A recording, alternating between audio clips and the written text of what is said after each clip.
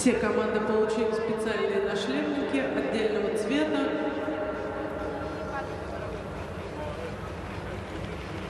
Итак, в первом забеге принимают участие следующие команды. Команда Москвы – красные нашлемники. Команда Уральского федерального округа – желтые нашлемники. Команда Республики Беларусь – зеленые нашлемники. И команда Республики Саха – фиолетовые нашлемники.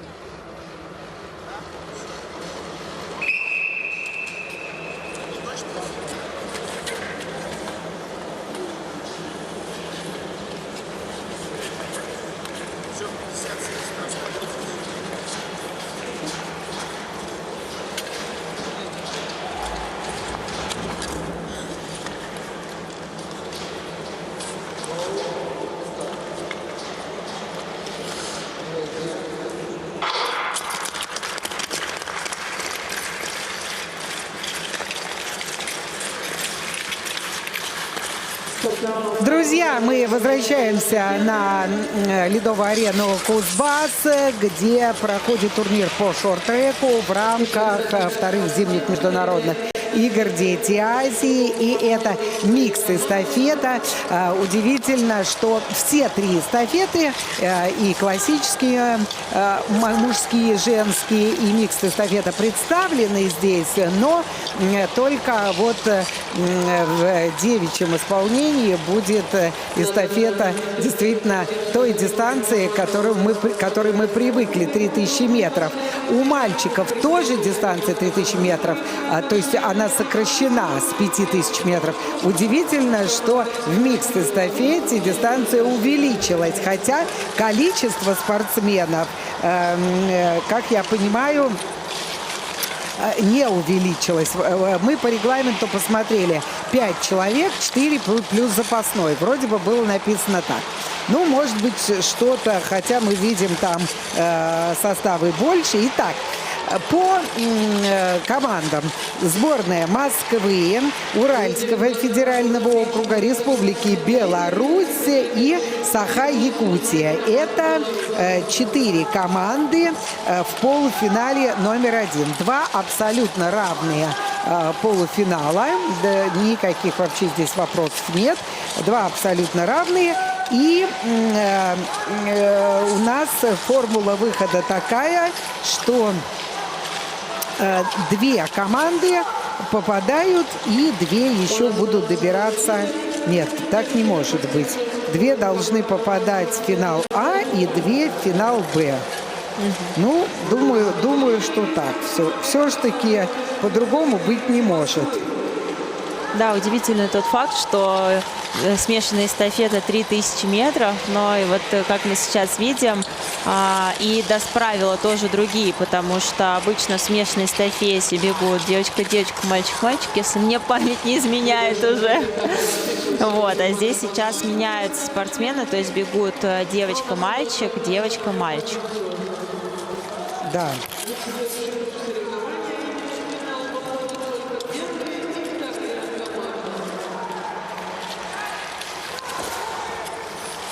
Ну, все-таки, учитывая, что это соревнования детские, да, наверное, вот таким образом. Хотя, я думаю, что 2000 метров все им проще было бы бежать, чем 3000 метров. Зачем, да? Вопрос зачем?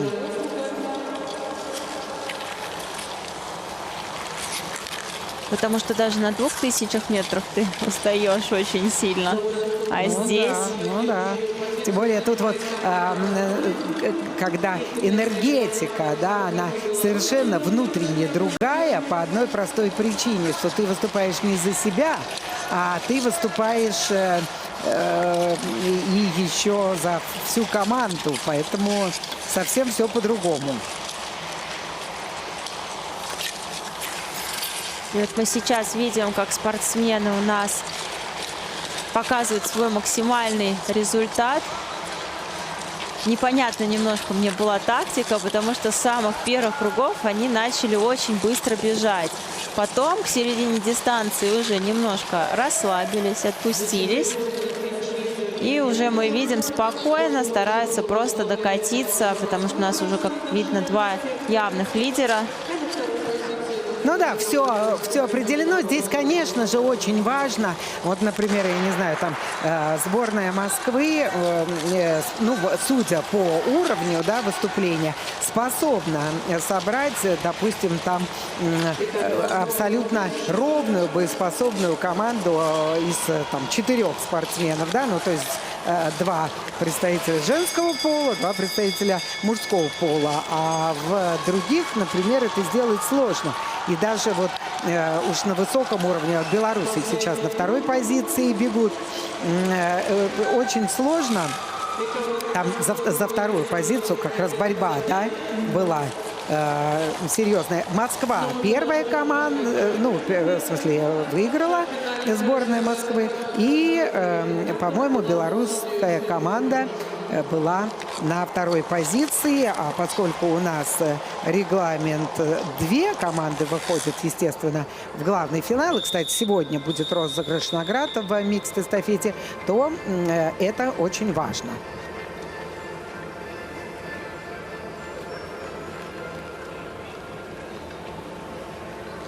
Первый забег завершен. Участники покидают ледовую арену, а на лед выходят команды из 2-го забега.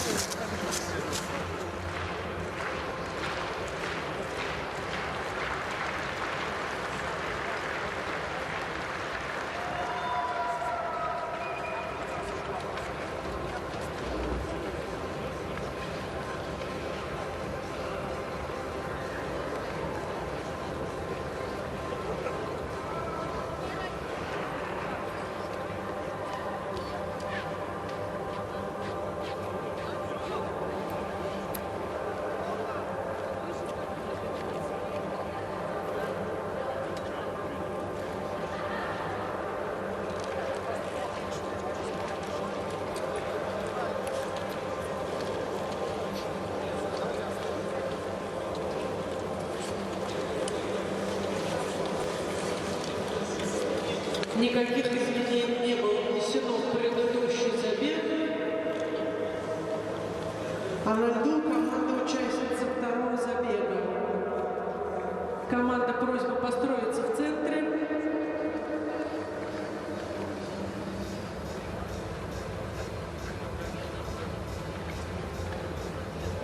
Команда в красном нашлемниках – это команда Казахстана. Команда в желтых нашлемниках.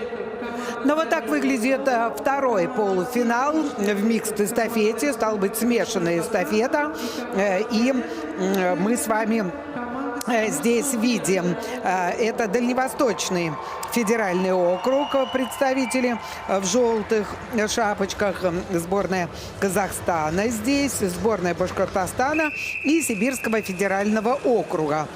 4 команды.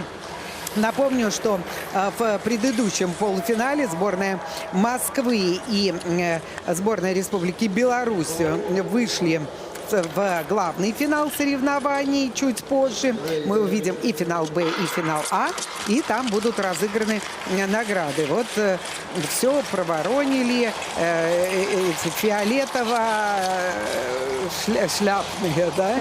Но ничего, здесь действительно 3000 метров – это долгая такая история. Итак, Дальневосточный федеральный округ, они выходят вперед, и следом за ним сборная Казахстана.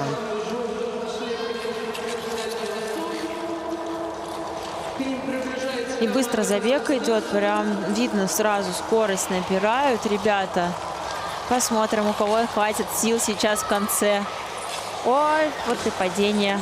Обидное падение лидеров. Обидно, да. Особенно, когда... Но здесь обязательно нужно вставать и передавать. Это вот прям как отче наш. Что будет впереди? Может быть, две команды тоже упадут, а та, которая вроде бы как... как все по Брэдбери. Да, да, я не писателя имею в виду, естественно. Вот, австралийца, да, помните того австралийца, когда все падали, а я может быть, конечно, сейчас меня австралийцы осудят, но я до сих пор уверена, что, видимо, кто-то на трибунах сидел, там, я не знаю, белый шаман или еще какой-то. Потому что тоже несколько раз пересматривала его этот бег. Причем в каждом раунде он не дергался вообще. А так не бегают на Олимпийских играх. Хоть попытаться где-нибудь в начале, в середине, в конце, где-нибудь, да? Да, у тебя там сил, например, нет, ты понимаешь, что ты не выиграешь. Но в какой-то момент, в какой-то отрезок времени каждый, даже самый слабый, оказывает какое-то соперничество.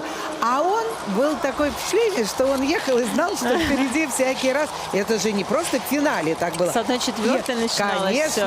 В том-то все и дело. В том-то все и дело. Это вообще, конечно, удивление. Я вот все жду, когда уже снимут документальный фильм, потому что ходили слухи, что собираются это сделать.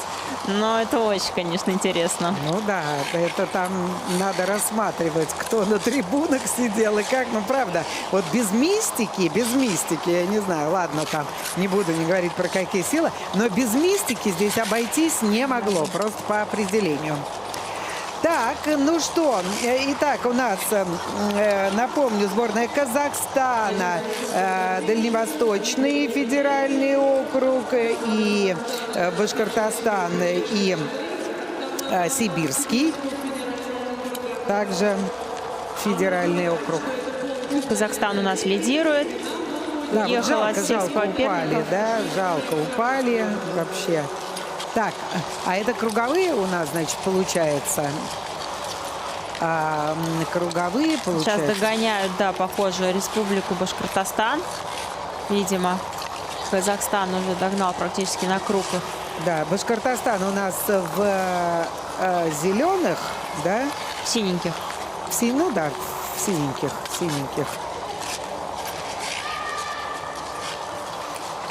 И уже все разбрелись по дорожке. Уже очень сложно, на самом деле, отследить, кто сейчас каким едет, потому что все сбилось. По-моему, несколько команд даже упало.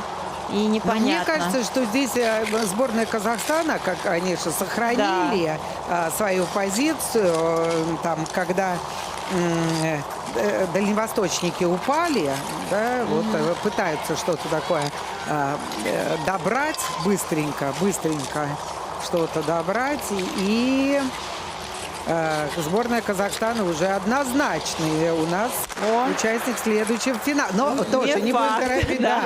Вот не будем торопить события. Не будем торопить события. Видимо, уже под конец дня лед стал немного некачественный, потому что все-таки нарезка появилась, сколько у нас забегов было пройдено. И сейчас, тем более, на дорожке сколько людей уже бежит. Дальневосточники у нас, как я понимаю, там тоже как-то либо подтянулись, либо они круговые. Ну да, здесь уже судьям надо все расставлять на свои места. Сборная Казахстана в любом случае добавляется к Москве и к белорусской команде. А вторыми, кто были, это сейчас для маленькой такой компании огромный такой секрет, да? Успели ли дальневосточники или нет? Или кто-то еще быстрее это все сделал? Получается, 3 команды, что ли, упали. Вот нам сейчас покажут повторы, кто все-таки упал. Да, но здесь сама, без вопросов, здесь сама. И не передали эстафету, конечно, ее надо передавать. Вот если бы после, например, Да. как передали, падай себе на здоровье, да? Да. Да. Вот Республика Башкортостан Тоже упала. упали, да. Финальный забег 15 часов 20 минут. Информация для участников. Старт финальных забегов в эстафете 15 часов 20 минут. Мы бы и так стартовали. Убираешь, что ли? Да, надо посмотреть, потому что так и мы не прояснили, кто та вторая команда. 3 команды, которые будут разыгрывать медали, очевидны. Значит, Сибирский федеральный округ, они были вторыми, сибиряки. Вот мы их и будем тоже лицезреть в главном финале соревнований. Внесено не было. Таким образом, из этого забега следующий круг соревнований в эстафете квалифицировалась команда Казахстана и команда Сибирского федерального округа.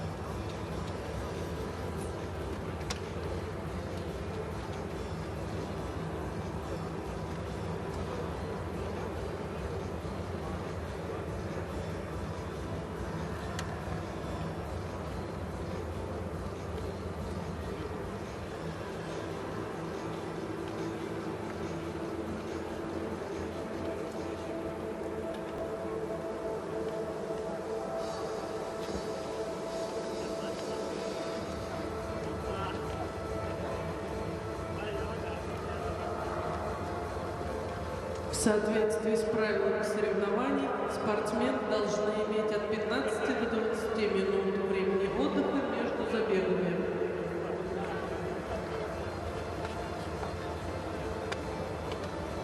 Сейчас вы увидите 2 финальных забега.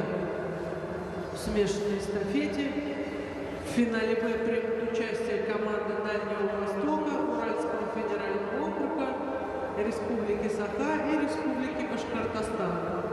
Далее проследует финал А, в котором примут участие также 4 команды, но разыграют они уже 3 места. Это Казахстан, Москва, команда Республики Беларусь и команда Сибирского федерального округа.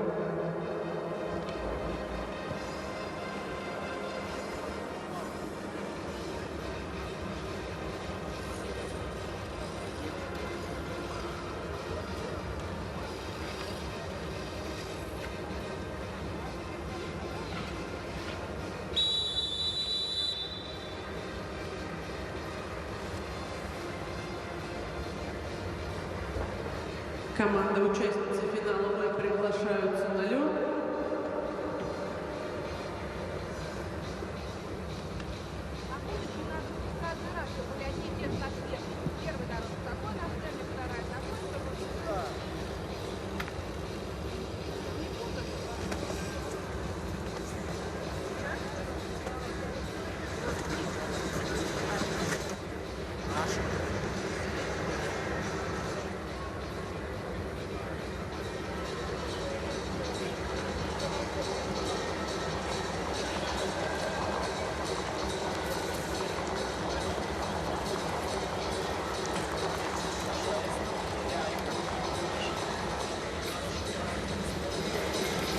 Команда построится в центре.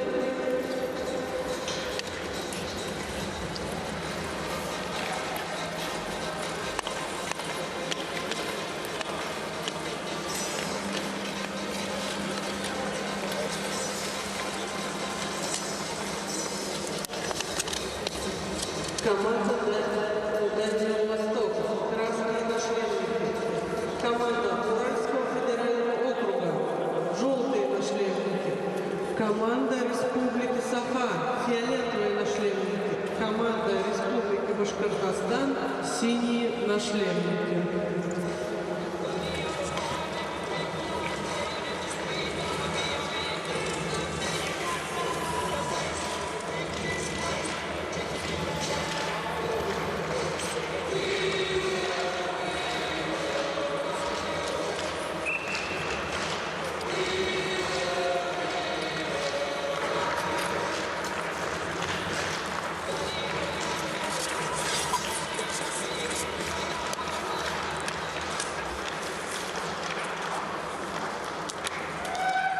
Silence at the start. Go to the start. Ready.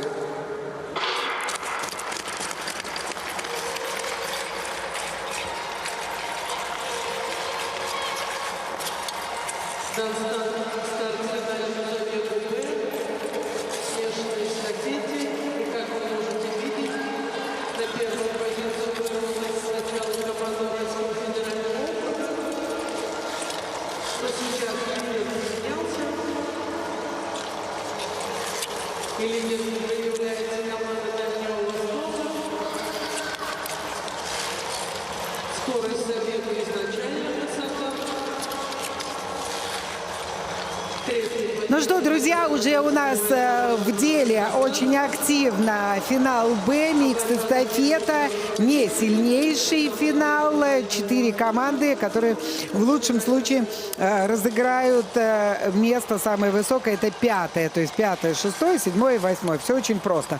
Все эти команды мы видели в полуфинале, просто сами спортсмены разобрались, кто попадает в финал А и кто попадает в финал Б. Ну и вот финал Б сейчас на ваших экранах. И здесь у нас Дальневосточный федеральный округ, Уральский, Саха, Якутия и Башкортостан. И мы с вами сейчас наблюдаем вот в красных нашлемниках как раз и представители Дальнего Востока и Уральский федеральный округ в желтых нашлемниках. Вот они, 2 команды, которые впереди.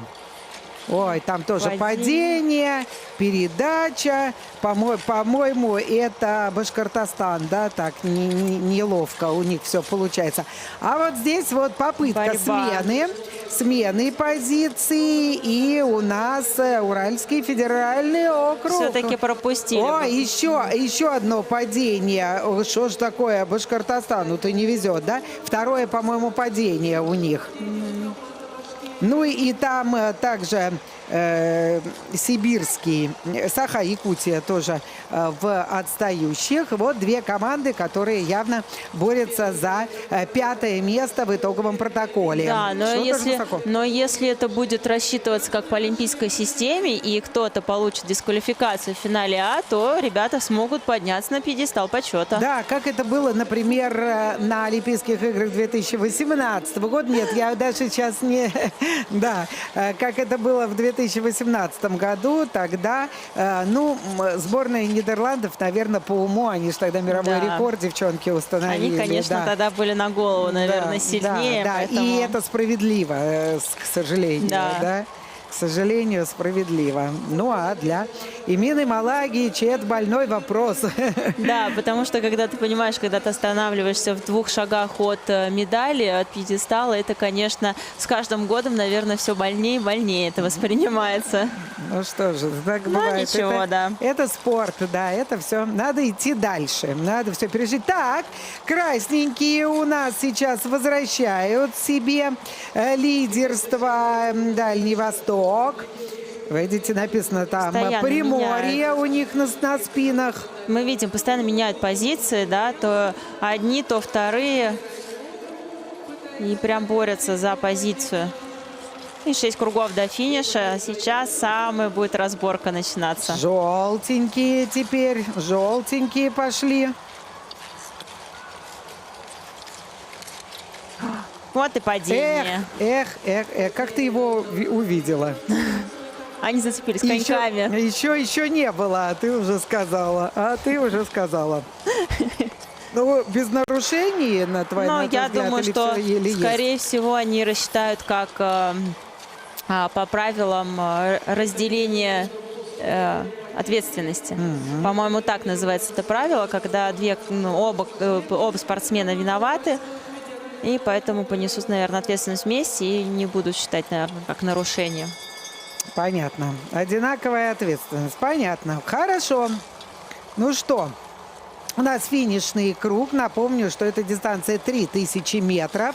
То есть смешанная эстафета, микс-эстафета, которая впервые в олимпийской программе проводилась именно в прошлом году.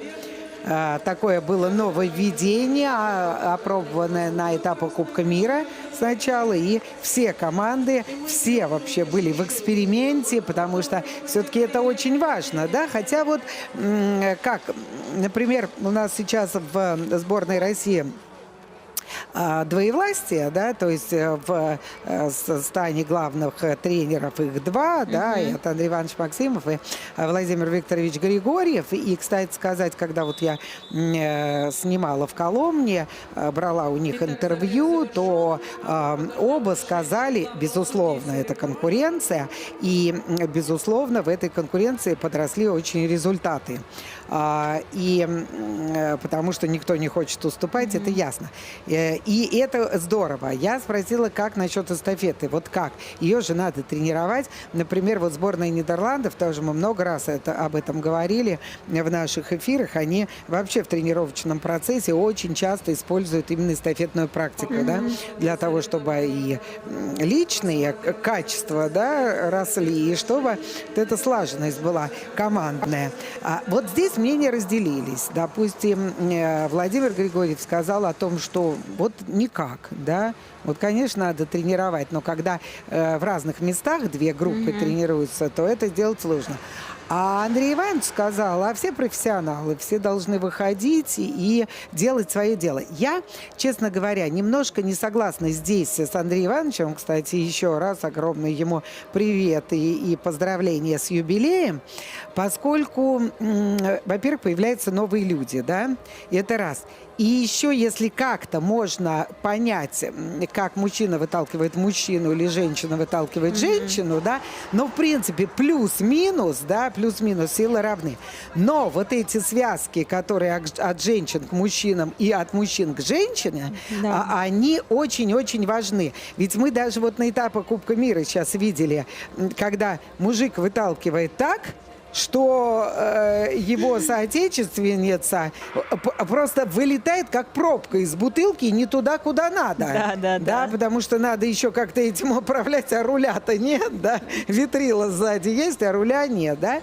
Вот здесь вот этот компонент оттачивается точно, 100%. Ну, куда далеко ходить за примером, если у нас даже Башкортостан не финишировал из-за двух многократным падений, падением, да. Далеко ходить не надо за примером. Наши ребята на Олимпийских играх в смешанной эстафете. Убрали, поменяли одно звено в полуфинале. Все, мы видим, что, но, к сожалению, да, цепочка уже распалась, и не получилась та слаженная команда, которая была даже в предыдущем там забеге.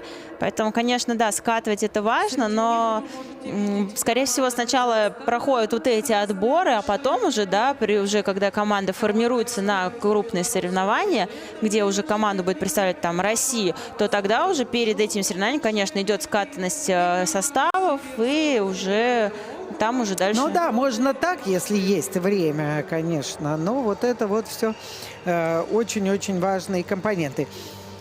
Ну и теперь все наше внимание, это как раз главный финал. И именно вот такой регламент всегда бывает. Сначала финал Б, потом финал А. Тут абсолютно международный формат.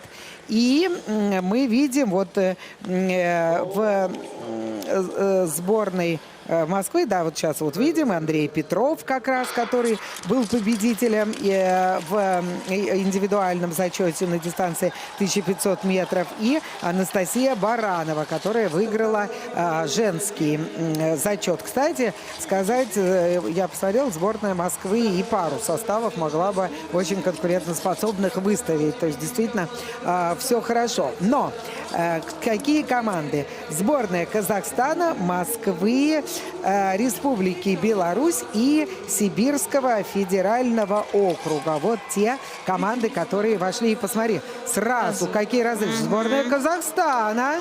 Сборная Казахстана, сборная Москвы на 3-й позиции, белорусы на 2-й позиции. Сборная Казахстана просто какие-то крейсерские скорости. Ай, падают. Падают они, лидеры падают, не передают, но надо все равно.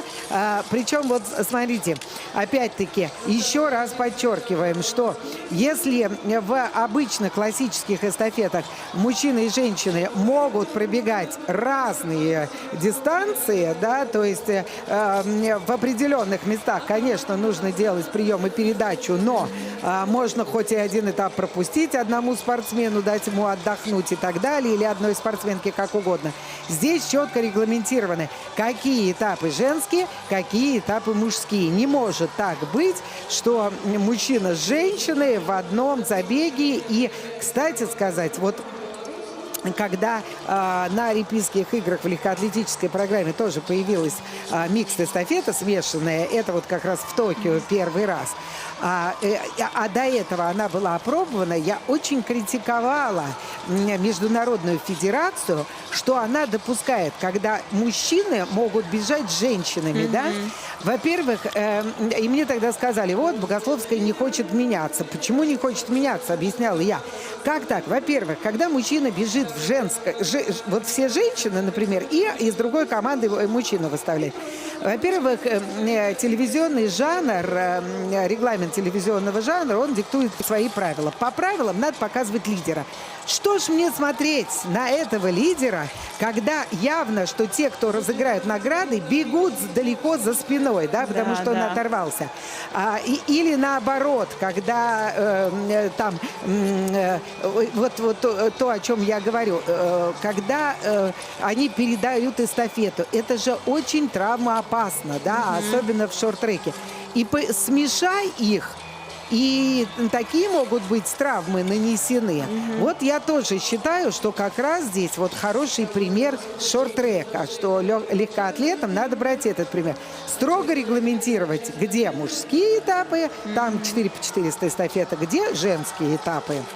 Ну вот да, вот падение. И Москва сейчас лидирует у нас. Москва лидирует, да, так, аккуратненько, на 3-й позиции они бежали, но одно дело начинать хорошо, но другое дело хорошо заканчивать, да.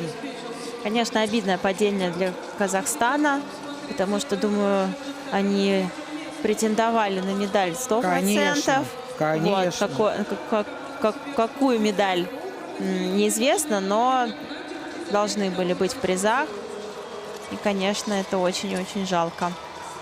Да, ну а вот мы, когда подводили итоги дистанции 1500 метров. Надо вот Владимира Панферова поздравить с бронзовой наградой. Он ни в чем не виноват, что кто там чего, какие правила нарушает. Медаль есть медаль. И вот сейчас будут разыгрываться серебро и бронза. Ну вот вот, пытаются тут что-то бороться, да. но пока непонятно. Сейчас тоже ребятам главное не нарушать правила, а то нарушат и все, и даже без медали останутся. По-моему, это вот у нас как раз Андрей Петров, да? Да. Или, да. Ну, вот так вот, по структуре. По структуре мужской этап, смотрите, какая борьба там за вторую позицию. Москвичи выигрывают, а чуть-чуть. кто? Белоруссия в конечном белорусы итоге? вторые, да. Белоруссия в конечном итоге. Так, я понимаю, получается у нас. Так, ну что, сборная Москвы, очевидно, да, и усилиями как раз Андрея Петрова он становится уже двукратным чемпионом игр «Дети Азии», выиграв сначала дистанцию 1500, а теперь в составе сборной еще микс-эстафету. Неплохой урожай в стартовый день. Молодцы. Ну, точно так же, как и у Анастасии, да. Так же, как и у Насти. Москвичи собирают урожай этих игр. Да, тихонечко тогда. Тихонечко. Ах, на ровном месте, да, на ровном месте. Да. Ну что делать? Ну что, да. Ну, Это так обидно, что-то. когда ты ставишь конек, вроде чувствуешь, что вроде все стоит, все четко, и в один момент он у тебя срывается, и ты, влетя в борт, не понимаешь, а что произошло-то, почему так? Ну, просто не повезло. Да, ну что, дожидаемся окончательно. Да, помешали там друг друга фиолетовый с зеленым, зеленый фиолета с фиолетовым. Дождемся, видите, какой был финиш мощный, какой. Не, и все-таки фиолетовые, да, у нас белорусы, сборная Белоруссия. Девочки показывают сердца, мы тоже отдаем свои сердца с тем, кто выступал на этих соревнованиях. Молодцы, очень задорно, очень все по-детски где-то открыто, да, с, как это, поднятым забралом. Москва, Беларусь и Сибирский федеральный округ, сборная Казахстана из-за этого падения не получает награды. Ну что, друзья, первый день турнира по шорт-треку на вторых зимних международных играх «Дети Азии» завершился окончательно. Еще впереди много соревновательной борьбы. Это Андрей Петров, и мы категорически его тоже приветствуем. С вами были Имина Малагич, прекрасная спортсменка, двукратный призер чемпионатов мира, двукратная чемпионка Европы и ваш скромный комментатор Ольга Богословская. До завтра, до свидания. До завтра, до скорой встречи. Призеров сегодняшнего дня.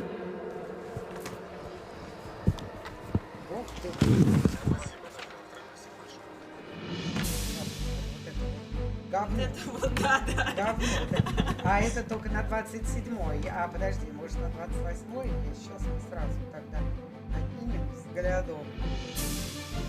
28-й есть. Да, давай.